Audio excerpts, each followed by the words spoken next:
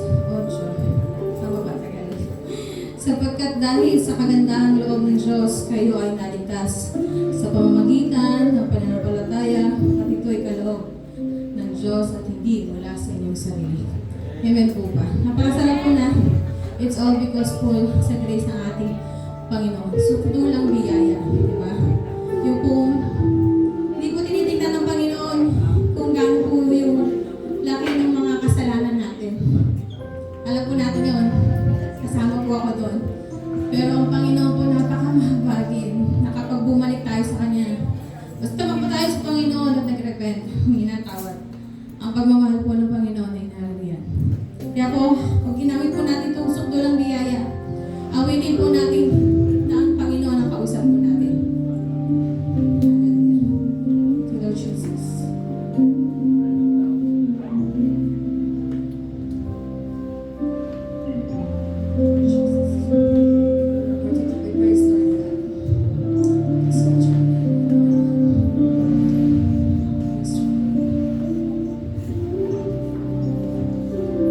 Sabay-sabay po tayo. Habang hindi ka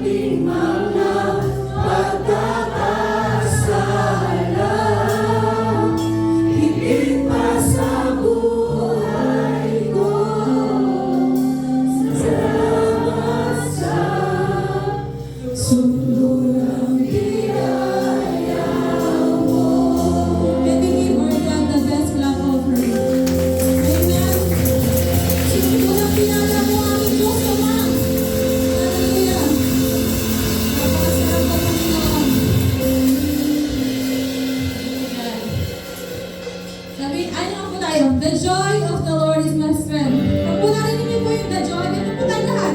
The joy of the Lord. Ayan. Para nagdala lang po nag-exercise para sa Panginoon. Dapat po meron tayong kagalakan. Dahil ang kagalakan daw po ay kanino galing? Sa ating Diyos na buhay. Praise God.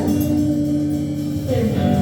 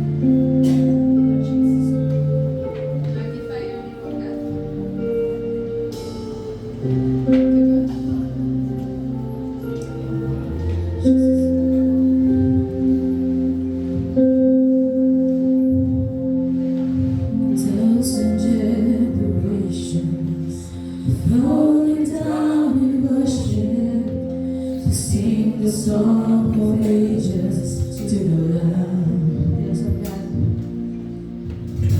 Behold the Lamb before us, and all who will believe will sing the song of ages to the Lamb. God, for your name. Your name is the highest. Your name is the greatest. Your name stands above them all.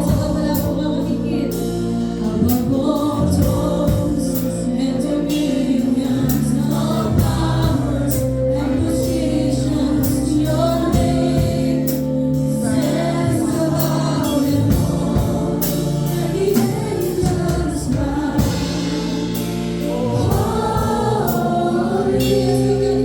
And the nations cry,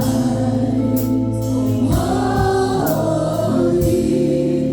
You are lifted high, holy, holy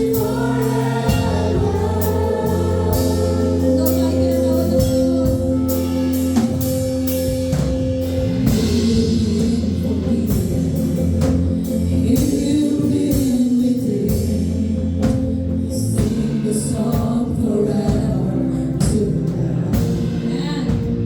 And if you walk in freedom, if you walk in freedom, if you bear His name, sing the song forever to the Lamb. We'll sing the song forever and amen.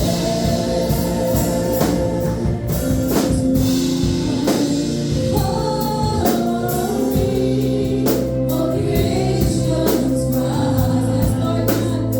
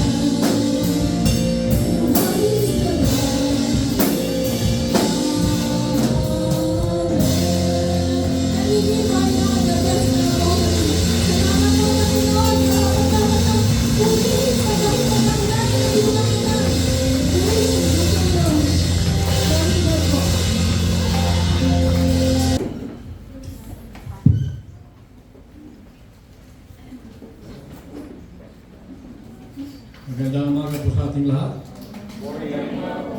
Sa lahat po ng nakakilala sa po Panginoon sa ating Panginoon, sa lahat po ng naligtas, at sa lahat ng tinubos ng ating pong Panginoon. Magandang umaga po sa ating lahat muli. At sa mga hindi po nakakilala sa Panginoon, muli ang aming pong pagbati sa inyo. Isa rin po magandang umaga. Sa mga ito mga kapatid, tayo po ay dadako naman sa patuloy po natin na pagbulay-bulay ng salita po ng ating pong Panginoon. So welcome all on this first Sunday of the month of February. At ang ating pong pagbulay-bulayan ay tungkol po sa isa pong mahalagang bagay, no? Na hindi po lamang tayo nagiging makasarili, kundi inisip din po natin ang kapakanan ng ating pong kapwa, ng ating pong mahal sa buhay. So ang ating pong pamagat ay praying for the unsaved. Manalangin po tayo sa lahat ng mga hindi pa po nakakilala at hindi po nakapagsisi ng kanilang kasalanan at wala po silang kasiguruhang kaligtasan. Ito po ang ating pong pag-usapan sa umaga pong ito. At ma-check lang po natin, nung nakaraan, I think last year, ay pinag-usapan po natin ang tungkol sa panalangin. Na tayo lahat ay dapat manalangin. At ang pagpapanalangin mga kapatid ay isang expression of homage to God. Ibig po sabihin ng pagkilala sa kapangyarihan, sa authority, sa sovereignty ng ating Almighty God. So kinikilala po natin, kaya po tayo manalangin, Our Father who art in heaven. And then, yung pangalawa po, it is an expression of need. Kaya po tayo lumalapit sa Panginoon, nagpapasalamat sa Kanya, kabutihan sa ginagawa sa atin, sa lahat ng nangyayari sa ating buhay, nandun po ang pagpapasalamat. At nandun din po sa ating pong panalangin ang ating pong pangangailangan. Sapagkat tayo pong lahat ay meron pong pangangailangan. At itong mga panalangin ito ay nabibigay kaluguran sa ating pong Panginoon. At sa panalangin din po natin mga kapatid, we pray for ourselves and we pray for others. And when we pray for others, we are doing what God has commanded us to do, to pray for all. Panalangin po natin ang lahat. Sapagkat siya po nagsabi na manalangin tayo in His name. We pray in His name. So with that mga kapatid, as a backgrounder, maunawan lang po natin na sa ating pong panalangin, ito yung makapangyarihang pamamaraan para mas lalo po nating na-establish ang ating relasyon sa ating pong Panginoon and from among us as we pray together, mga kapatid, no? As we pray together, then it keep us stronger and it keep us more solid than ever. Kasi nga po, sama-sama tayo nananalangin, tayo po nagkakaisa sa ating pong panalangin para po sa kagustuhan ng ating pong buong may kapal. So sa ating pong panalangin ito mga kapatid ay ang ating pong tiningnan na verse ay simple po lamang. Ang verse po natin mga kapatid ay nagsasabi na pray without ceasing. Yan po nandun po sa English Standard Version at saka sa never stop praying. Sa 1 Thessalonians chapter 5 verse 17.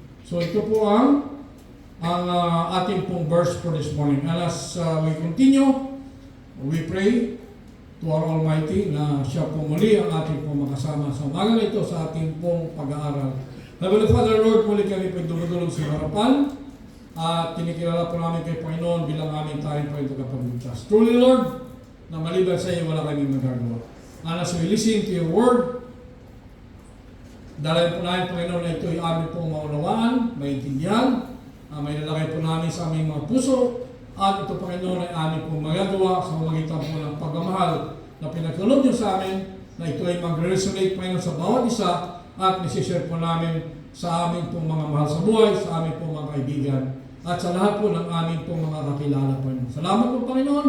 At ang iyong pong boses, Panginoon, ang aming pong madidinig, ikaw po ang aming pong nakikita, ang iyong presensya, Panginoon, ang siya pong patuloy na galaw sa bawat isa. Salamat po. Our prayers in Jesus' name. Amen and amen. So ano po ba ang background po natin ito, mga kapatid?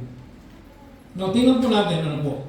Sa atin pong mga pangyayari sa buhay po natin, ang pangyayari po sa buhay po natin, mga kapatid, ay maliwanag. Ang mga pangyayari at mga nangyari na at ang pwede pang mangyari. Maliwanag na maliwanag kayo, mga kapatid.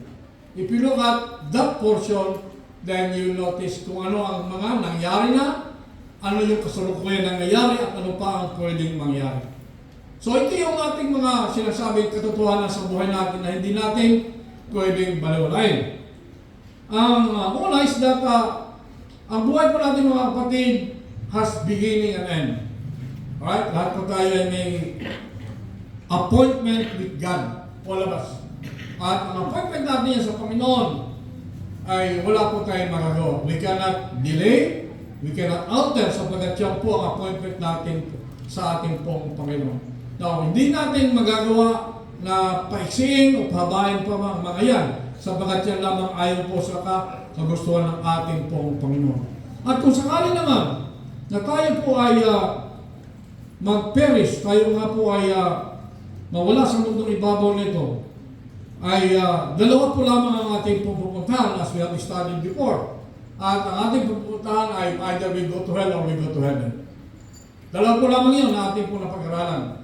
At kung mapunta ka sa langit, as you have followed the laws of God, sinunod mo ang instruction ng Panginoon, ginawa mo yung nais niya, hindi yung nais mo, siyang naging hari sa buhay mo, siyang nasunod sa buhay mo, hindi ikaw.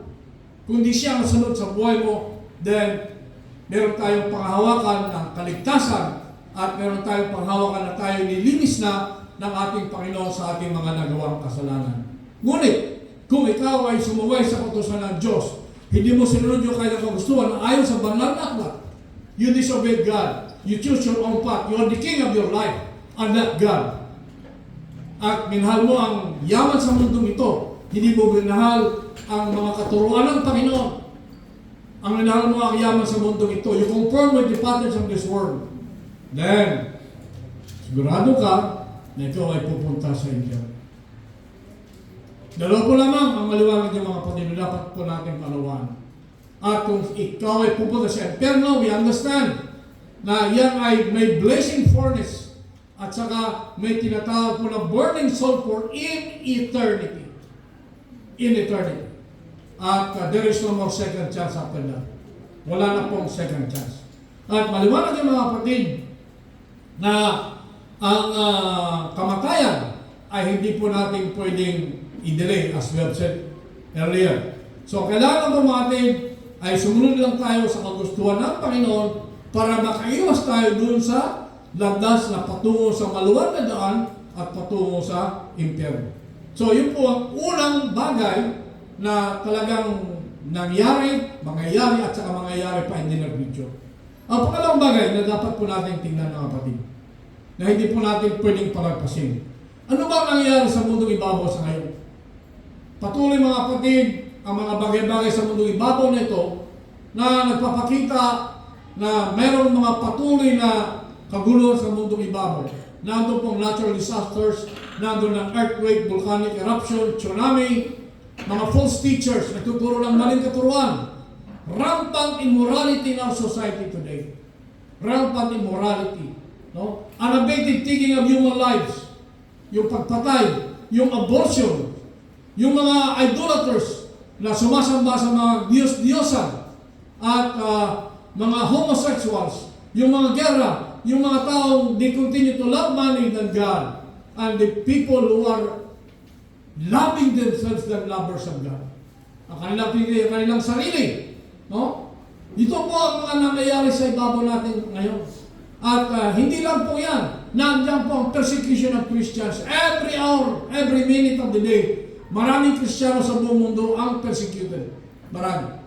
And these are what we call signs of the times na ating po napag-aralan. At pag meron na po tayo nakita ang mga ganitong bagay, including corruption in government, no, including all those things that are not in accordance with the Word of God, and if the signs are present in abundance, ibig sabihin, pag nakita natin, dumadami na ito mga kapatid, dumadami na. Earthquakes, gera, lahat po yan, abortion, divorce, homosexuals, AIDS, mga sakit na hindi na gumagaling, no?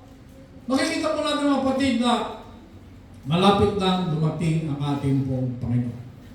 Malapit na. Ang question ngayon is, are we living in the end times? Malapit na ba? Yes, malapit na po. But alam niyo ba kung kailan dati ang Panginoon? Wala po nakakalam. I do not know. Ang kailangan lang po sa atin, mahawakan tayo sa pangako ng ating pong Panginoon. Now, kung hindi po natin alam ano pwede natin gawin, let us continue to walk the path of righteousness. Doon lang po tayo sa tinuturo sa atin ng Panginoon. Huwag na tayong lumiko kaliwat kanan, sundin lang po natin ang banal na aklat. Sapagkat ito lang po ang basihan po natin. Nang sa ganun ay makasiguro tayo pagdating po ng rapture na tayo natin magkasama-sama papuntang langit. At pagdating natin sa langit, paglingon mo, dapat na doon sa likod mo ang iyong pamilya. Nasa kaliwa mo, kanan mo ang iyong mga anak, mga kamag-anak mo na dyan, magkakasunod kayo. Pero ang masama po niyan, habang tayo naglalakad patungo sa judgment seat of God, paglingon mo, wala dyan yung anak mo, wala yung asawa mo, wala yung kamag-anak mo. Doon mo sila nakita sa kabila. Papunta saan? Papunta sa destruction, papunta sa inferno. Pwede ba silang tumawid papunta sa iyo? No more mga kapatid. There is no more time for that. Sapagkat ayon sa Hebrews 9:7, after death follows judgment. After death. So matapos tayo pumaro sa mundo nito, may judgment na ang Panginoon. Bakit kabilis? Kasi nga po iba yung oras natin tsaka ang oras ng Panginoon eh. Iba ang oras natin. Kaya there is judgment immediately. At wala natin magagawa sa mag-anak natin na nandun patungo sa impyerno. Ngayon, is it too late to have that eternal life? Mga kapatid, no. It is not too late. Ang kailangan lang ay ang pagsuko natin sa Panginoon, pagtanggap sa Kanya bilang Panginoon at tagapagligtas. At nandiyan po ang free gift of grace that is coming from God. We are saved by grace through faith and not of our own works. Ayon po sa Ephesians 8:9. So mga kapatid, dito ngayon, may tanong, are we ready? Are we ready? Yes, sabi ko nga kanina, redeemed at forgiven tayo mga born-again Christians. Ang tanong, how about yung mga kamag-anak natin, yung kapatid natin, na hindi pa nakakilala sa Panginoon? Papabayaan mo na lang ba sila? Oh, bahala kayo dyan. Ayaw sumunod sa amin, hindi bahala kayo dyan. Are we having that kind of attitude? Mga kapatid, may utos ang Panginoon sa atin. At ito ngayon ang ating pong pinakasentro ng ating pong pag-aaral. Na may utos sa atin na dapat po natin ipanalangin ang ating pong mga acquaintances. Pag sinawag na acquaintances, mga kapatid, including your friends, your families, and your relatives. And everybody else, we have to pray for them. Sa verse po ito mga kapatid, in-encourage ni Paul ang mga Thessalonians to pray continually. Tuloy-tuloy dapat ang panalangin. At sa panalangin ito ay that hindi naman sa lahat po ng pagkakataon, no? Na tayo ay nandun po sa state of prayer during waking moment. Ang tinutukoy lang dito is that we should be constantly prayerful. Prayerful po. Ang ibig sabihin niyan is that nandun palagi po ang ating pong at any time of the day. Nandun pa rin yung ating continuous na relationship with God. Hindi po napuputol yan. At any moment, yung ating pong panalangin sa ating pong Panginoon. Hindi po mapuputol yan. Sapagkat yan ang pangako sa atin ng ating pong Panginoon. No? So we pray. We pray unto Him. At sa ating pong panalangin niya mga kapatid, no? Kahit na po we are undergoing trials. Trials na nangyari po sa buhay natin. Na itong lahat po ito ay ma-recognize po natin that we are maintaining that fellowship with God. So kahit anong pinagdadaan natin mga kapatid natin yung ating pong panalangin, at ito yung ating pong fellowship with God. We can have a fellowship with God by continuously praying with Him. To Him and to Him alone. Sa ating pong mga kapatid na nakakilala sa Panginoon. Ika nga, are we lucky? Maswerte ba tayo na tayo nakakilala sa Panginoon? Humingi ng tawad? Tayo naligtas? Are we lucky? Yes. We are lucky. Hindi lang pala sapagkat tayo nga po ay designated na. Naligtas sa harapan po ng ating pong Panginoon. At tayo pong lahat ng mga Kristiyano na nakakilala sa Kanya bilang Panginoon tagapagligtas, tayo ay people of prayer. Kaya nga praying constantly, unceasingly, patuloy tayong manalangin. At ang ating pong panalangin, mga kapatid, is that our prayers requests are in regards to the spiritual condition of our unsaved friends and relatives. We want them to be saved, and we pray to that end, mga kapatid. Panalangin natin ang ating kapatid, ang ating mga anak, ang ating mga kaibigan, na sila nga po ay maligtas, makakilala sa Panginoon. We pray unceasingly, sapagkat malapit ang dumating ang ating pong Panginoon. At hindi natin na kung kailan tayo kukunin ng Panginoon. Nung ba dinos kung kailan ka kukunin ng Panginoon, yung appointment mo sa Panginoon, it is given. Nakasulat kaya kung kailan ka kukunin ng Panginoon. Wala nga lang magagawa dyan to alter that. And therefore, ang atin ang po dito ng mga kapatid is that ipanalangin natin ang mga kamag-anak, ang mga anak, mga pamangkin, ang mga apo po natin na mga kilala sa Panginoon. Sapagkat tayo mga kapatid ng mga Kristiyano na nakakilala sa Panginoon, it is our accountability to God. This is our accountability. Saan na nanagot tayo sa ating pong Panginoon? Ano ba ang ginawa mo sa mga biyayang pinagkaloob sa inyo ng Panginoon? Binigyan ka ng Panginoon ng magandang boses. Have you used that to declare God? Mga kapatid, we have to pray for them. For God's glory. Na sila nga po ay makakilala at maligtas. O kaya nga po, napakasakit na pagdingo mo sa kabila, wala dyan yung anak mo, wala dyan yung kapatid mo, wala dyan yung magulang mo. Ikaw papunta sa daan patungo sa langit, nasa kabila patungo sa impyerno, nandun yung kamag-anak mo, nandun yung kapatid mo, nandun yung anak mo. May magagawa ko, wala ka nang magagawa mga kapatid. Now we still have the time. May time pa tayo na para mabago ang lahat ng yan.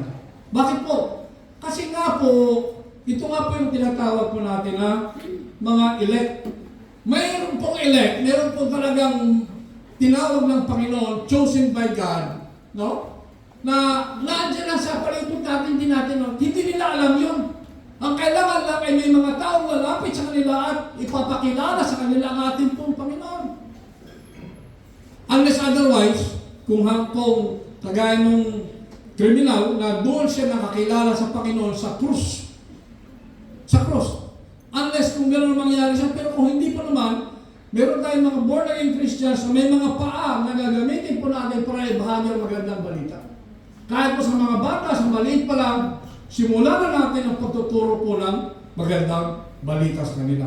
So therefore, this is our job, our accountability. Tayo lahat ng mga born-again Christians. Now, are we ready for that job, mga kapatid? Are we ready? Yes. Are we ready? Yes. So, kailangan po natin ibahagi. Now, ano yung una? We should be praying for the unsaved. Our Savior came to seek and save the lost. Panalangin po natin yung mga hindi pa naligtas. At itong mga hindi pa naligtas na ito, most likely nandyan ang mga tao na pinili na ng Diyos. At tayo ay gagamitin ng Diyos para po sila ay makakilala sa Panginoon. Sapagkat pinili na sila beforehand. Pinili na po sila beforehand. Kaya sabi po sa Luke 19:10, for the Son of Man came to seek and to save the lost. Tayo ngayon po mga kapatid, we are saved. So kailangan natin, we have to look for those who are lost. At ang lost na yan, that should start from your family. Sa anak mo, sa asawa mo, sa mga kapatid mo, kamag-anak mo. Then we stand outside. That is why, according to our plan, which we have been praying all the time, na dito sa atin sa spare ng asla, dito po tayo magpapasimula. In His own time, mangyayari po yan. No? This is a step of faith. A step of faith. Ibig sabihin, kung sabi mo, gusto kong gano'n yan, pero hindi ka naman humakabang. Hindi ka kumikilos. Mangyayari ba? Hindi po. So let us take that step of faith. Ibig sabihin, let us take that step of faith. Let us move. Instead na nagsasalita ka lang, let us move. Let us go into action. Because faith without work is dead. Yan po ang ating po mga kapatid. Bilang isang Kristiyano, it is our duty to do this. Now, Christ's kingdom is coming. Maliwanag po mga kapatid. But the disciples need to be patient and faithful. Sino ang mga ito? Tayo mga kapatid. At our time today, putting this country at our time today, tayo ito. Ang tinutukoy dito, na tayo ang binigyan ng responsibility ng Panginoon na ipangaral ang magandang balita. Kaya nga po with this, tayo po na ang faithfulness po natin will reflect their faith in Him and determine their position in His future kingdom. So if you have faith in God, maniliwala ka sa Diyos, then let's do it. Makikita sa ating mga action, ito pong mga utos sa atin ng ating pong Panginoon. At kung maunawa po natin mga kapatid, na ang principal theme doon sa Luke natin pong tinilang is that the Luke Gospel is Christ's compassion for those regarded as outcast in Israel. Tinilang po natin sa Old Testament, sinasabi po rin mga kapatid na ang ating pong Panginoon, ang kanya pong compassion, His mercy and compassion ay nakatuon din po sa mga outcast of Israel. Ito mga kapatid, ito yung mga hintil na hindi po nakakilala sa Panginoon. Dito po nakapokus ang tema ni Luke ayon po sa kanyang gospel. At ang nais po ng ating pong Panginoon, ang lahat po ay maligtas and come to His knowledge of the truth. That is what God wants. Nais natin maligtas. Therefore, tayo na anak ng Diyos, tayo rin po ang magsishare ng magandang balita. We have to do this, to share the Word of God. Because He wants all people to be saved and come to a knowledge of the truth. So, when we pray for the salvation of unsaved person, we are simply sharing in the stated desire of Jesus. Kung ginagawa po natin ang pagtuturo, pag-share ng magandang balita, in so many ways, then we are actually doing what God is telling us to do. Yan ang desire ng Panginoon na lahat ay makakilala sa Kanya at magkaroon po ng repentance. And that is what He wants. Pangalawa, we should pray for the unsaved because the truth is, it is not possible for us mere mortals to know who God's elect are before they become saved. This is what I've said earlier. No? Hindi po natin malalaman kung sino talaga ang elect. No? Unless otherwise, tayo mismo ang mag-share ng magandang balita and they will come to the knowledge of God. Simple po mga kapatid, sino ba itong mga pinili ng Diyos?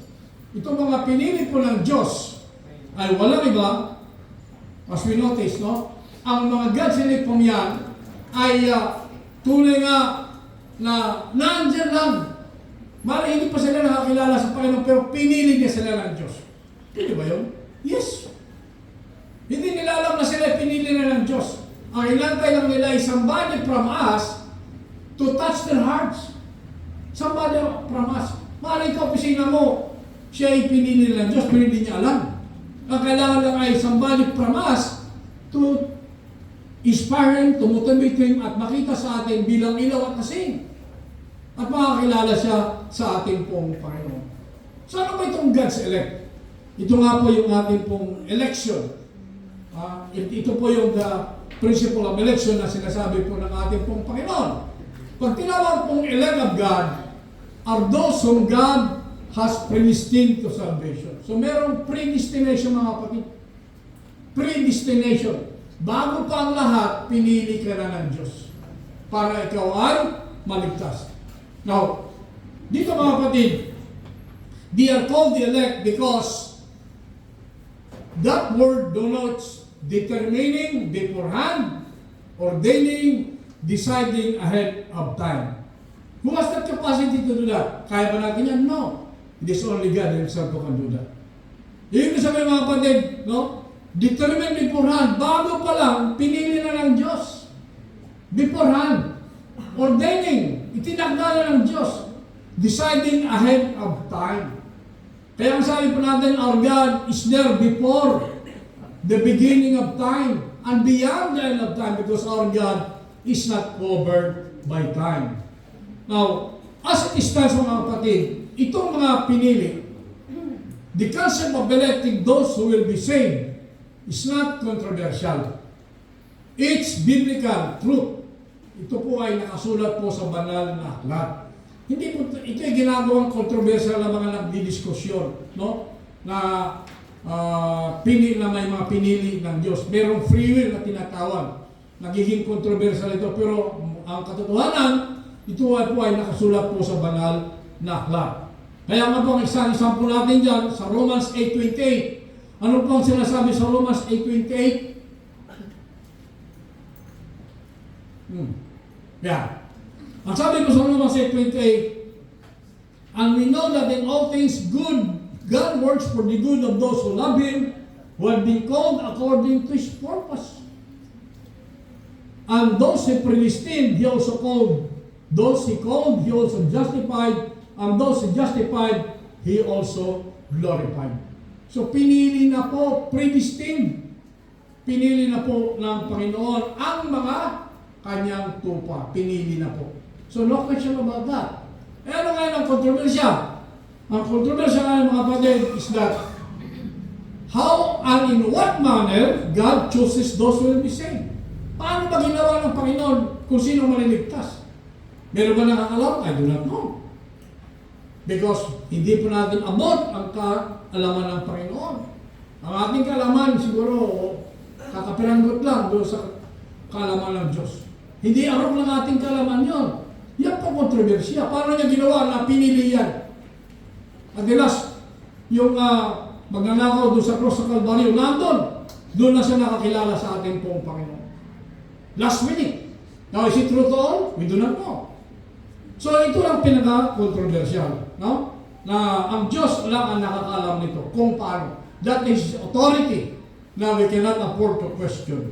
Maybe in discussion we can, but the truth is, that is His authority at wala na tayong magagawa po doon. Sapagkat He is the Creator, He is the Almighty God. At we cannot question that anymore. Now, alam po natin na lahat po ng pinili ng Diyos ay maliligtas at some time during their earthly sojourn. But that might not be happen until the day they are called home to be with the Lord. So maliwanag mga kapatid, na at our time dito sa mundong ibabaw nito, tayo nga po ay magkakaroon po ng kaligtasan. Tayo po mga naligtas na nakakilala sa Panginoon, sinunod natin siya. Ngunit, sabi po Diyos, but that may not happen until the day they are called home to be with the Lord. So once na tayo mga kapatid ay pumanaw sa mundong ito, then we'll be marching towards the glory of God. Yun na po yun. Pag tayo nga po ay kinuha ng Panginoon at kakasama natin ang Panginoon doon po sa kanyang kaharian. At ito naman po ay nakalaan sa lahat po ng kumilala sa kanya because we have that holy inheritance. Now, paano ito makakilala? Yung mga taong kamag-anak natin, kaibigan pa natin, paano makakilala sa Panginoon? Kaya ang sabi ko, it is true people with beautiful feet. Sino yung beautiful feet na yan? At tinutukoy dyan. Who bring the gospel that God uses as the means of reaching His elect. Ang beautiful feet na yung mga kapatid, tayo. We have that beautiful beautiful feet na maghatid ng magandang balita sa ating pong mga kamag-anak. Beautiful feet. Yung paa po natin lalakad at ipapahayag po natin ang magandang balita. Para po sila makakilala sa Panginoon, ma-realize nila na sila nga po ay pinili ng ating pong Panginoon. Alright? Let's go to the third one. The third one is, we all have people in our sphere of influence who are unsaved. And we should be praying for them because we care deeply about them. Hello? Do you have this kind of people in your sphere of influence? Sa inyo bang kapaligiran, nandiyan ba ang mga kamag-anak ninyo, mga kapatid ninyo, na hindi pa ligtas? And we should be praying for them because we care for them, because we love them. Ang anak ko, I am praying for you. Ang apo ko, I am praying for you. Ang asawa ko, I am praying for you.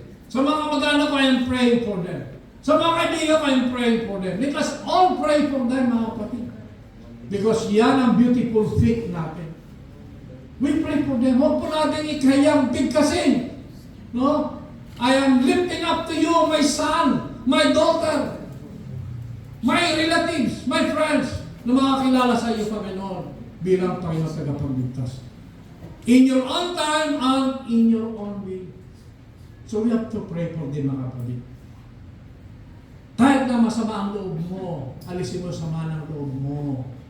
Kahit minumura ka, kahit minamaliit ka, kahit hindi nagbabayad ng utang, panalangin mo pa rin.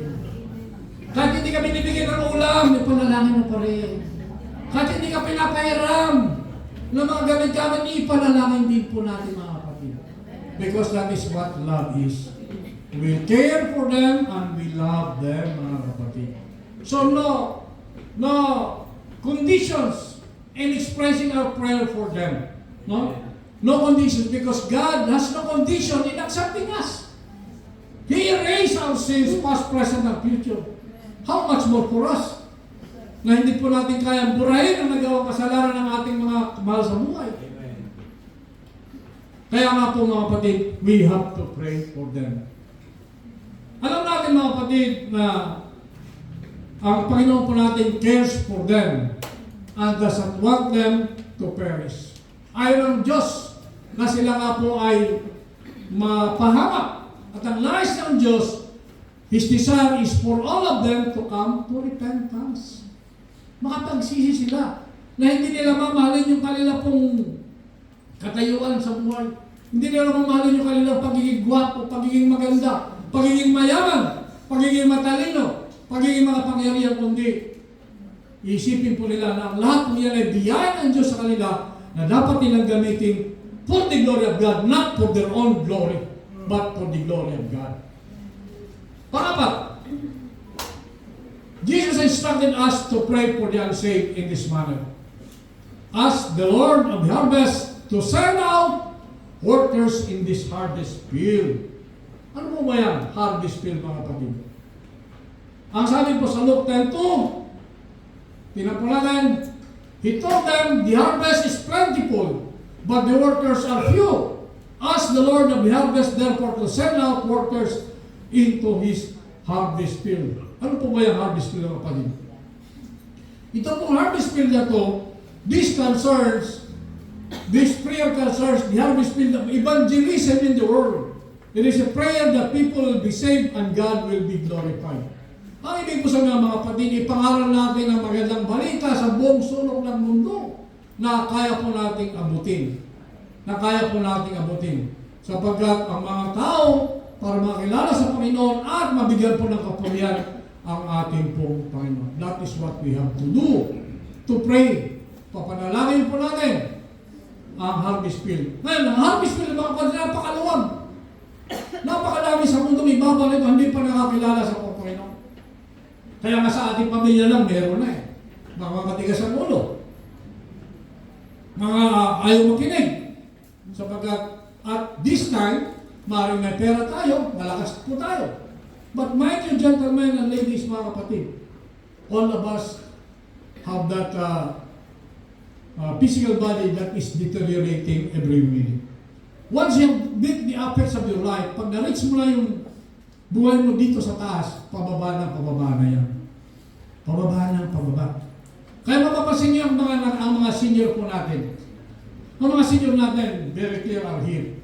Ang mga senior po natin, ng mga binataan, kadalagaan po nila, makikisig, magaganda. Pero habang tumatagal, makikita niyo yung mga pisngi po namin. Makikita po ninyo ang mga tuhod po namin medyo masakit na. Hindi na makaupo, hindi na makatayo, hindi na makalakad. Our eyes are failing. Ang mga tenga natin hindi na makadinig ng maayos. Pati yung speeches po natin affected na. What does it mean? Mga kapatid, ito na nga po ang problema natin. No? Lahat tayo going up, and after reaching the top, hindi mo na mapipigil ang pagbaba po natin. That is why, mga kapatid, no? Patuloy lang tayo manalangin. Manalangin tayo sapagkat ito lang po ang atin pong magiging puhunan. Ngunit, the good news is, we will have that in our physical body. But, later on, once na tayo po ay nakapiling na ng Panginoon, magkakaroon tayo ng glorified body. Kung ano man nangyari sa katawan mo sa ibabaw ng lupa, it doesn't really matter sapagkat glorified body na po tayo at the end of the day.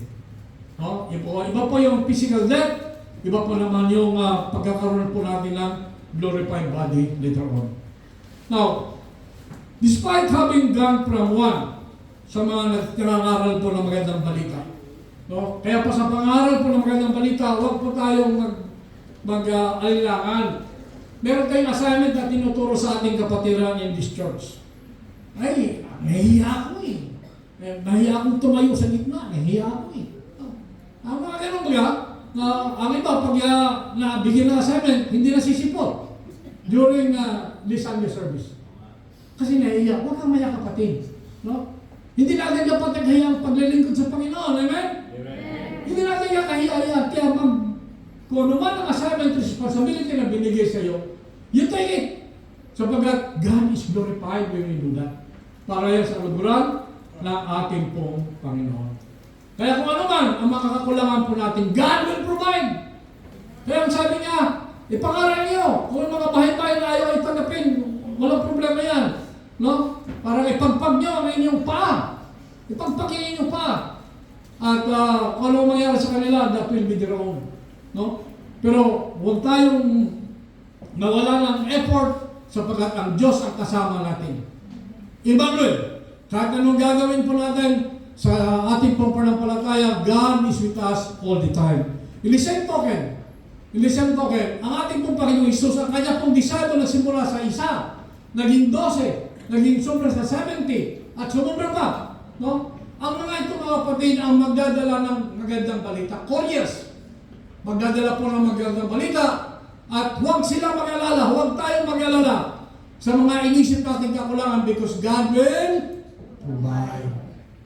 Huwag tayong mag-isip, mahirap wala ka ganito. God will provide mga kapatid. You take that step of faith. Lalo po yung ating pong pananampalataya. Now, in the process, sa ating pong pagsishare ng magandang balita, of course, many will reject their message. Many ang sabing ayaw. Saka na lang. Not now. Mga ganun kanilang dahilan. Ang mahalaga lang, ang sabi po rito, the message needs to get out to those who will hear and understand. Because sa mga sinishare mo ng magandang balita, meron pa rin dyan na elect of God. Pinili na ng Diyos ang biglang magigising sa katotohanan at sila ay sasamba sa ating pong Panginoon. So tayo nagtanim kung paano anihin yan, God will do the rest. So we plant the seeds, and the seeds will have to grow, and in that process, ang Diyos na ang mag-aabono, ang Diyos na ang kikilo sa buhay ng mga tao yan para makakilala sa Kanya pong pangalan. The last one, we have another biblical command to pray for the unsaved. Ayon po sa 1 Timothy 2:1 and 3. At ang sabi po rito, which we always hear about this, I urge them, first of all, that petitions, prayers, intercession, and thanksgiving be made for all people, for kings and all those in authority, that we may live peaceful and quiet lives in all godliness and holiness. This is good and pleases God our Savior. So, padalain po natin ang lahat na tinutukoy po dyan. At ang sabi din po dyan sa James 5:16, therefore, confess your sins to each other and pray for each other so that you may be healed. The prayer of the righteous person is powerful and effective. So tayo mga kapatid, ang born again Christians. Righteous po tayo. Amen? Amen? Are we righteous? Are we righteous? Yes. If you say you're righteous, then you have a powerful prayer. Sa lahat po ng nananalangin, no, a righteous person, ang panalangin nyo ay powerful and effective. Kaya nga sa ating pong panalangin for everybody, there is power in it. Kaya nga ang sabi po ni James, he continues encouraging his readers to express their dependence on God. Patuloy lang silang manghawakan sa pangako ng ating pong Panginoon. At ang sabi niya, he asked them to respond to trouble by praying to God. Kung ano man ang dumating sa buhay po natin mga kapatid, manalangin lang tayo sa ating pong Panginoon. Ano man ang dumating sa buhay po natin, no? Kung ito man ay it's about cheerfulness, umawi tayo sa ating pong Panginoon. O, kung ito man ay sa mga makaramdaman po natin, manalangin tayo sa ating pong Panginoon. At kung sangasangaling sa atin din may makaramdaman, we have the elders who are here to pray for you. Sapagkat ang elders po natin mga kapatid, they are righteous persons. Righteous Christians po sila at ang kanila pong panalangin ay powerful. Now, ang ating pong Panginoon, the eyes of the Lord are on the righteous and His ears are attentive to their prayers. Elders, born-again Christians, you are a strong person, you are a powerful person, and your prayers ay pinapakinggan po ng ating pong Panginoon. Kaya kung ano man ang mangyari, hang on to that prayer para po sa ating pong Panginoon. Ang sabi po sa 1 Peter, as we finally support, ang sabi po rito, for the eyes of the Lord are on the righteous and His ears are attentive to their prayers. But the face of the Lord is against those who do evil. Look at that. Comparison. But, look at that word but. Sa mga righteous, ang Panginoon ay nakikinig. Attentive to their prayers. But, the face of the Lord is against those who do evil. Sa lahat ng patuloy na gumagawa ng masasama, ang Panginoon ay against sa lahat po ng mga taong ito. So, God is paying attention to all Christians. Sa lahat po na tinatawag po natin people in Jesus. His ears are open to our prayers, mga kapatid. Kaya anuman ang panalangin po natin, pinapakinggan ito ng Diyos. He is ready and willing to hear us as we reject the option to repay evil with evil and chose instead to give good. Kaya sabi natin kanina, kung ikaw ay pinipersecute, you return evil with good. Kung ikaw ay pinagmumura, you return evil with good. All the time, mga kapatid. Kaya tayo agrabyado, we return that evil with good. So pagkat yan po ang nais po ng ating pong Panginoon. We have to seek peace, but God also notices those who do evil. Ang Diyos na ang bahala sa kanila. Sabi ng Diyos, vengeance is mine and not yours. Vengeance is mine. So ang Diyos ang bahala po sa kanila. Hindi po tayo. Now, ganoon din po ang sinasabi ni David at saka ni Peter. Si David and Peter, ang sabi po nila ay yung kanila pong mga words, ang kanila pong panalangin ay means as a comfort. God does not simply ignore the hurtful actions of those who bring suffering to His people. His face against the evil ones, and justice will come. Kasi nga po, ang hindrance po sa panalangin mga kapatid, minsan kasi galit po tayo. Pag naagrabyado po tayo. Naagrabyado po tayo. Biro mo niyan, binura ka na. Biro mo niyan, niyayabangan ka pa. So, lahat doon yung meron kang hidden na galit sa puso mo. Ang sinasabi po ng mga kapatid is that you return evil with good. Kaya nga po, with that, you remember na ang ating pong Panginoon ay meron siyang divine justice. Ang divine justice niya will come. Kaya huwag mong ilagay sa kamay mo ang dapat gawin ng Diyos. Kaya nga ipasa Diyos na lang natin ang kanila pong mga ginagawa. So, we continue to pray.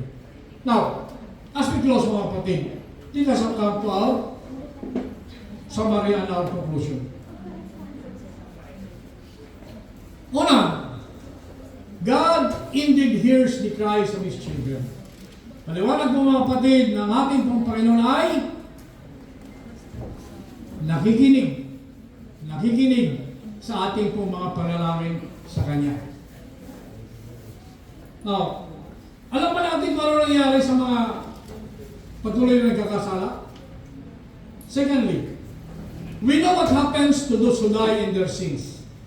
And that knowledge alone should prompt us to pray incessantly for our unsaved acquaintances, in the hope that they too will respond to God's call and join us in heaven. Let me just emphasize on this one more time, mga kapatid. Okay? Alam po natin na ang mga mahal natin sa buhay, anak po natin, asawa po natin, magulang po natin, na hindi pa nakakakilala sa Panginoon, alam po natin kung ano mangyayari sa kanila. Amen? Amen? Alam po natin. At with that knowledge, mga kapatid, dapat magpatuloy tayo, ipanalangin sila. And that knowledge alone should prompt us to pray incessantly for our unsaved acquaintances. Acquaintances, it could be your wife, your son, your daughter, no, your relatives, your friends, no? These are your acquaintances. Nang sa ganun sila rin po ay maligtas at makakilala sa Panginoon at makasama po natin sa langit. Now,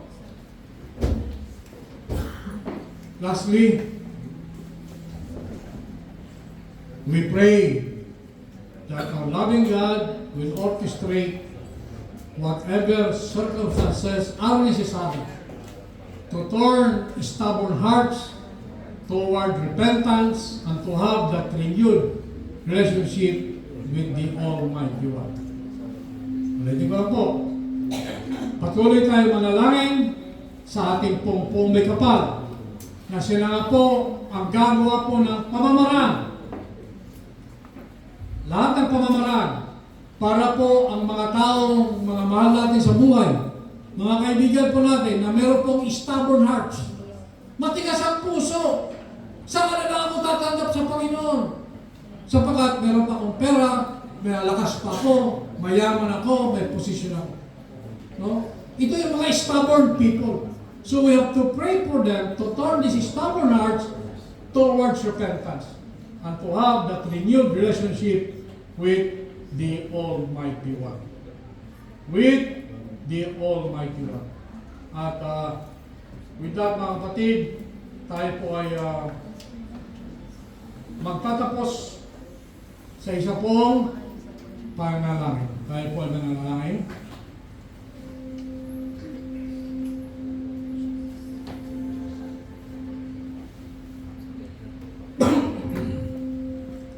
Our gracious, most loving Father, we come in humility, acknowledging you alone is our God, all-powerful, all-knowing, creator of the heavens and the earth, and none could equal your authority and grace.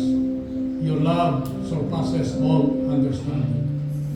Kami po, Panginoon, ay sama-samang nanalangin para po sa aming mga mahal sa buhay, kamag-anak, mga kaibigan, at sa amin pong mga nasa katungkulan, sa mga nagpapatupad ng batas, sa amin pong maestrado, sa amin pong mga lakal, sa mga nagtuturo, at saka sa simpleng mamayan ng aming bansa, sa mga taong di pa nakakilala at di naniniwala sa inyo, sa mga taong di mapalagay at palaging nababagabag ang mga sarili at nalilito kung ano talaga ang matuwid at katotohanan, sa mga taong patuloy na gumagawa ng gawain labag sa iyong kalooban. Kayo po, Panginoon, ang patuloy na gumalaw at manguna sa kanilang buhay. Maranasan nila ang tunay na fulfillment at joy na sa iyo lamang magagaling.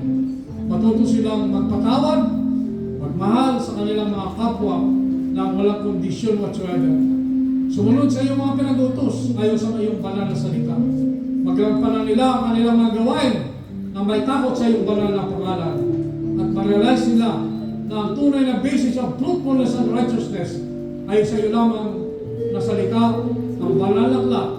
Hindi sa moralidad, hindi sa prinsipyo, hindi sa katayuan sa kabuhay, hindi sa kaalaman, hindi sa kayamanan, katanyagan o mga tradisyon man. Palambutin at buksan niyo po ang puso ng mga taong nakababad sa tukso at paninilang ng mundo. Makaahon sila sa pagkababad sa kanilang mga kasalanan at mapalitan ito ng pagpapakmumba at pagsuko sa iyong kapangyarihan na tunay na Diyos at magbunga ito ng pagmamalasakit at pagiging responsable sa kanilang mga pamilya at sa buong community. Madama nila, Panginoon, ang tunay na kayamanan ay hindi galing sa mundong aming kinagalawan, kundi sa iyo lamang. Ang inyong banal na salita na naunawaan nila, Panginoon, na ang lahat ng bagay sa mundo ay magiging walang kapakipakinabang pagdating ng oras, because none of us could hold unto this, and none of us could put our trust into this. Sapagkat kayo po lamang, Panginoon, ang siyang Panginoon namin at siyang karapat-dapat ng pagkatiwalaan at wala na ang iba. Maranasan nila, Panginoon, na ang pagkakaroon ng banal na takot at pagsunod sa iyong banal na salita. Teach them, Lord, to understand your word and put this word into their hearts and put this into practice by the presence of the Holy Spirit. We pray that our loving God will orchestrate whatever circumstances are necessary to turn again these stubborn hearts toward repentance, to have better understanding of who truly you are, and to have that renewed relationship with the Almighty One. Panginoon, we are confident, Lord, that you are in our midst and have heard our prayers and will continue to be with us. These are prayers in the name of Jesus Christ, our Lord and our Savior. Ang lahat ay magsabi ng Amen and Amen. Palakpakan po natin ang ating Panginoon.